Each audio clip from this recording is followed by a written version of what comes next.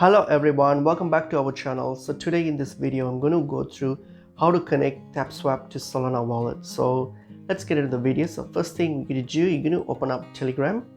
So open up Telegram and then you're going to search for Tapswap on your Telegram. So open up your Telegram and then click on Tapswap bot.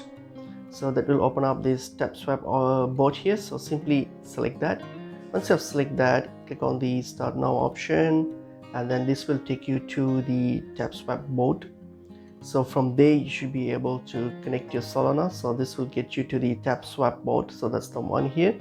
So once you get to this Tapswap bot here, so what you're going to do, you're going to click on this task option here, and under the task option you will see connect to Solana option here. I have Binance instead of Solana because I'm using the latest version of this blockchain. So you just have to click that, and then once you click on that connect to Solana option, all you have to do now is hit on this start mission. So when you click on start mission, it will ask you to click on, then once you have clicked on start mission, you're going to hit on this go option, and that will take you to your Phantom wallet, and you'll be able to complete connecting your Tapswap with Solana, and that's pretty much it is.